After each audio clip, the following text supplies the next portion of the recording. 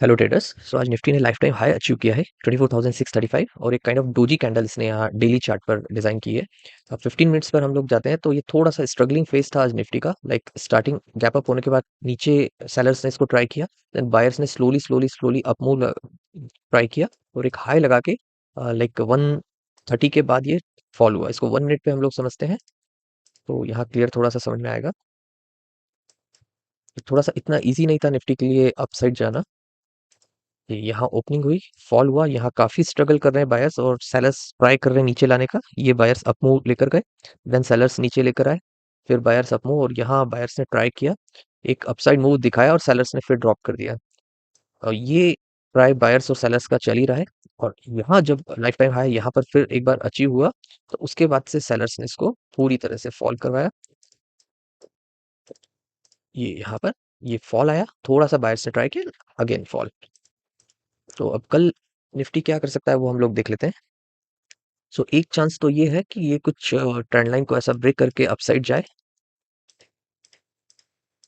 थोड़ा सा नीचे कुछ सपोर्ट लेवल्स हैं वहां से ट्राई करके इसने ब्रेकआउट दिया और अपसाइड मूव किया। अब ऊपर कैंडल्स नहीं है तो हम लोग जज नहीं कर सकते ये कहाँ तक जाएगा, बट इसका जो टॉप है 635, 24,635, अगर यहाँ तक आपको कुछ लाइक टारगेट मिलता है तो उसके लिए आपको पॉइंट्स जो है वो एटलीस्ट 80 to 90 पॉइंट्स बनते हैं। लेकिन अगर इस ब्रेकआउट पे हम लोग ट्राई करते हैं बाइंग का, तो ये ब्रेकआउट लेवल जब आएगा, अचीव होगा, जब तक निफ्टी जो है सिर्फ 40 या 50 पॉइंट्स ही दे पाएगा। यहाँ ब्रेकआउट आया, यहाँ हमने ट्रेड लिया तो लाइक कुछ बनता है टॉप टू ब्रेकआउट लेवल के आसपास 30-40 पॉइंट्स। तो ये एक सेंस नहीं है ये बाइंग ट्रेड देखने का। अब हम लोग शॉर्टिंग के लिए देखते हैं।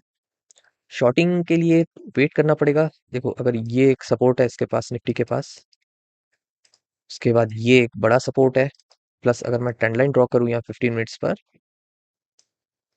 तो ये ऐसा। अब देखो यहाँ पर क्लियरली दिख रहा है कि ये सपोर्ट लेवल्स हैं, यहाँ से अप गया, यहाँ से अप गया, यहाँ से अप गया। उसके बाद एक छोटा सा सपोर्ट यहाँ पर भी ले सकता है Nifty.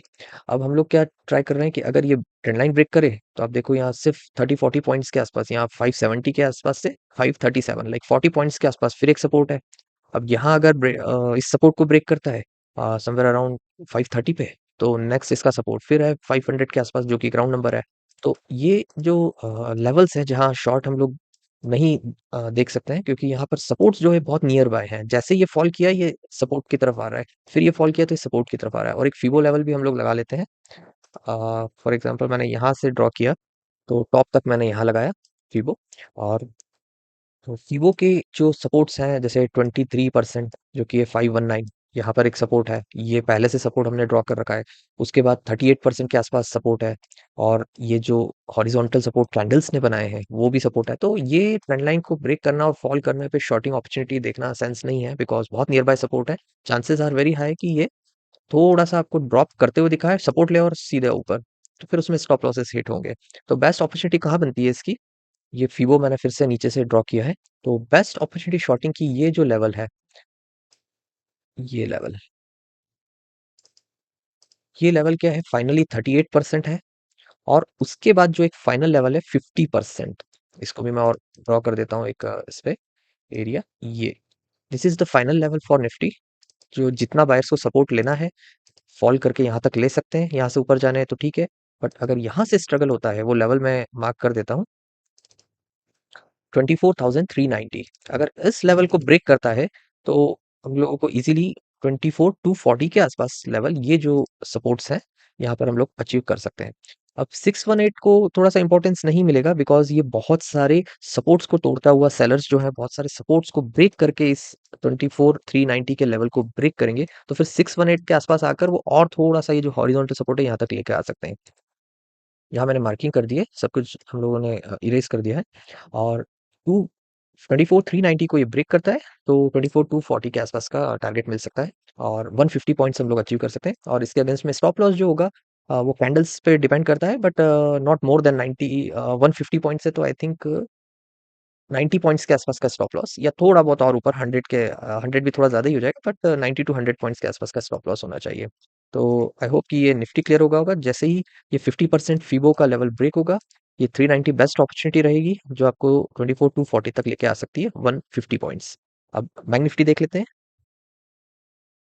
Okay traders, so bank Nifty में हम लोग क्या देख सकते हैं, ये ट्रेंड लाइन में ड्रॉ कर रहा हूँ।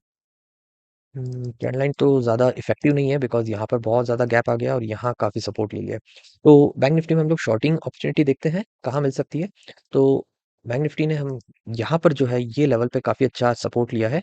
और फीबो लेवल अगर हम लोग नीचे से लगाते हैं यहाँ से अराउंड यहाँ तक, तो कुछ 50% के आसपास का, 61% के आसपास का ये सपोर्ट भी बैठ रहा है।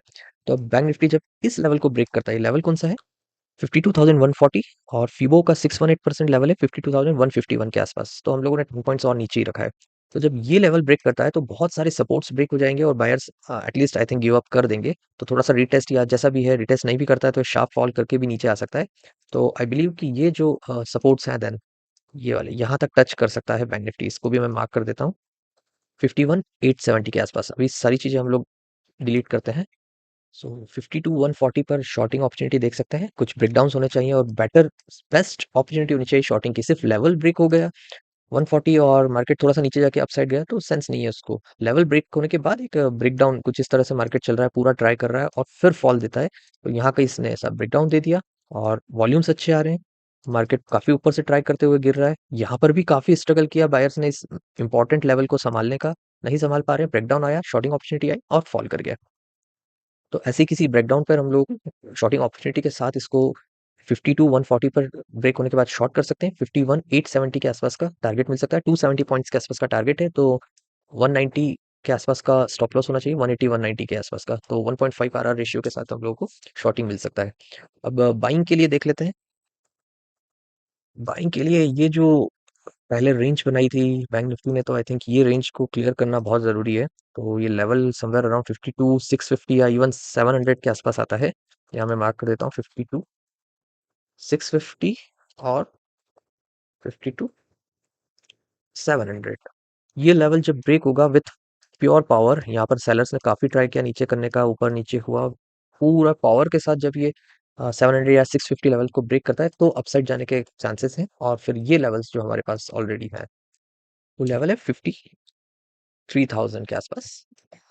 लाइक मैंने ये टॉप ये नहीं लिया है, इसको मैंने थोड़ा सा नीचे समवेयर अराउंड यहाँ पर 53 राउंड नंबर भी है, तो यहाँ यहाँ आसपास आ सकता है। और उसके बाद फिर लेवल ये है, वो फिर 53 200 250 के आसपास का लेवल आता है नेक्स्ट 53 250। एक बैंक निफ्टी ने यहाँ पर एक ब्रेकडाउन भी दिया हुआ है, सॉरी ब्रेकआउट दिया हुआ है। तो और फीबो लेवल से हम लोग चेक करते हैं तो फीबो लेवल पर भी एग्जैक्ट 618 या ये जो अपमूव आया, ये अपमूव शार्प 618 को उसने ट्राई किया संभालने का, फिर एक ब्रेकआउट दिया है।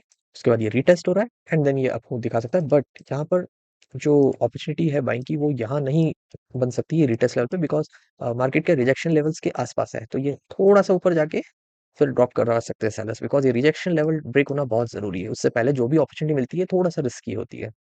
तो 52,650 को ब्रेक करता है तो हम लोग 53,000 के आसपास अचीव कर सकते हैं, 53,250। बट ये कल ही देखना पड़ेगा कि कैसे वो कैंडल्स बिहेव कर रही है। और शॉर्टिंग के लिए हमने जो कल अभी थोड़ी देर पहले डिस्कस किया है वो लेवल्स हो सकते हैं।